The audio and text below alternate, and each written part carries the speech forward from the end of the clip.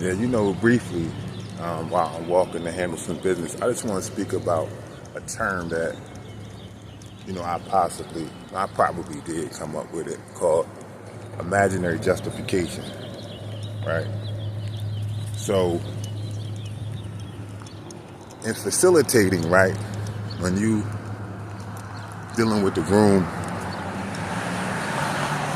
you're always going to have individuals because it's a natural disposition to go into.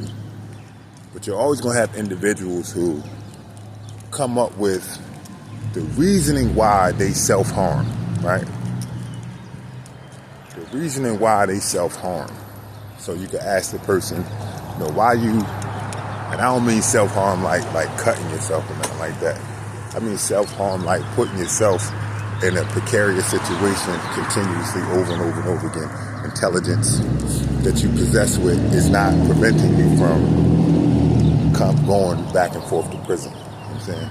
So that's what I mean by self-harm.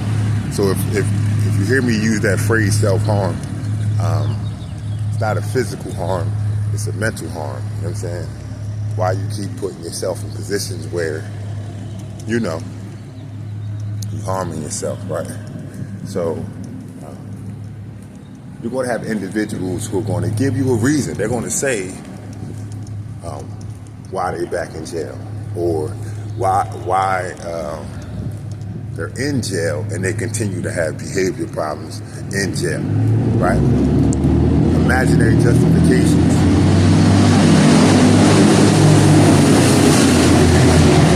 Imaginary justification is something that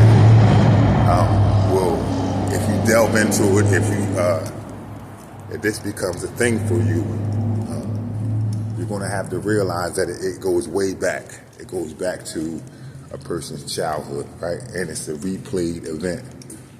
It just takes on different people, and people become older aspects of that person's event.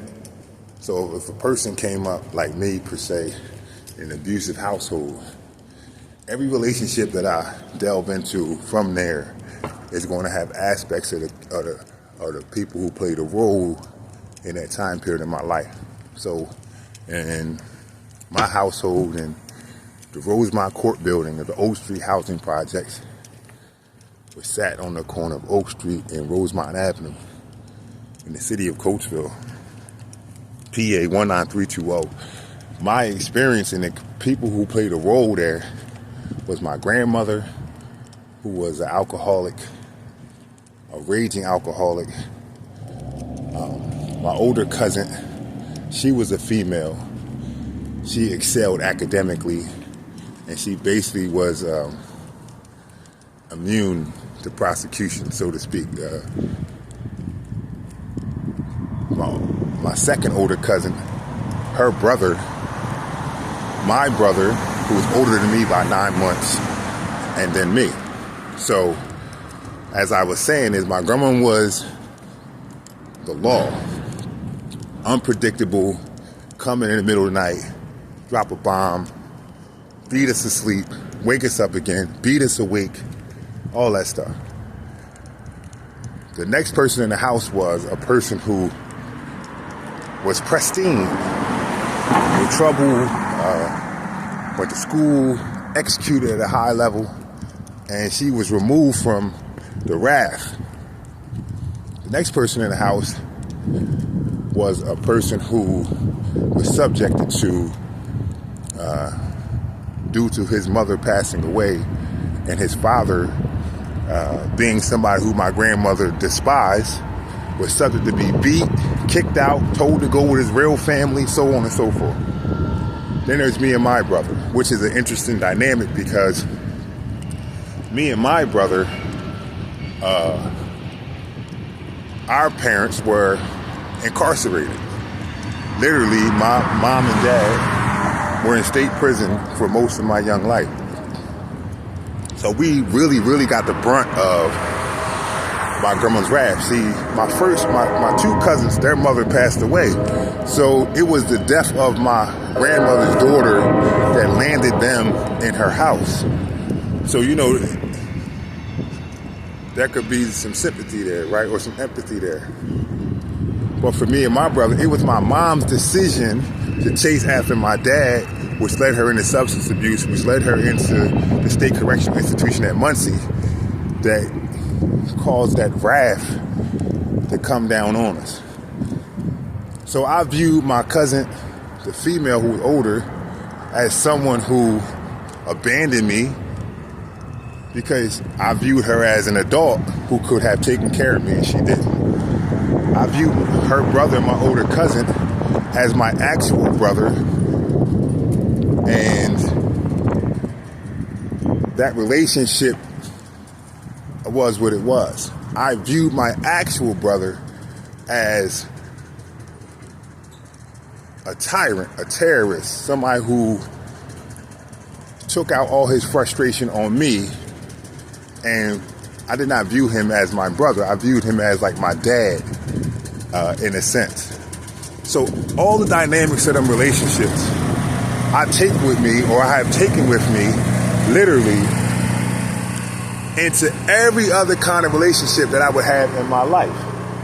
I would take my grandmother, my older cousin, her brother, and my brother into all types of relationships, and I would turn the people in new relationships into old family members. And I would respond in almost the same exact way as an adult that I would respond as a kid. These are imaginary justifications because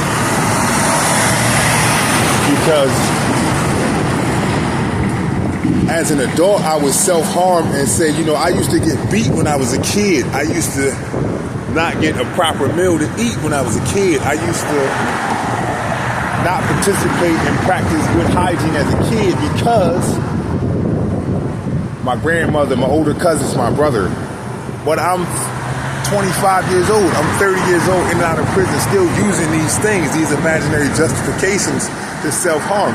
So that being said, in groups, when you're facilitating, this is the particular point and position that most of these men and women are going to come from, because that's their badge of honor. That's their strength. They'll tell you, man, I came up. I had it bad. I was poor. X, Y, and Z. I'm walking through traffic. I apologize. I'll get hit by some cars. But they'll say it. Man, I had it the worst. And I'm still here. So it's like a badge of honor to be poor. It's a badge of honor to survive an abusive situation. You know what I mean? They not gonna let that go. It's their identity. Their identity is, ain't nobody do nothing for me. Or the adults in my life was trying to take it all away, and I made it.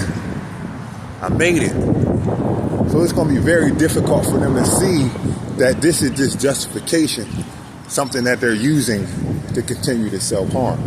You see what I'm saying? So I want to make that point real quickly. I know how I've been talking for a minute, but I'm actually walking trying to accomplish some things. But this is really what's going on, is that when you're facilitating groups and when you're having self-care time, is you have to really identify these justifications, these self-justifications, and confront them and know that it is not no longer these people. Some of these people are dead. Some of these people don't exist no more, and we're still using them to self-harm. So I guess that's my topic for the day. That's my point for the day. That's me reaching out to y'all and trying to give you some love. You know what I mean?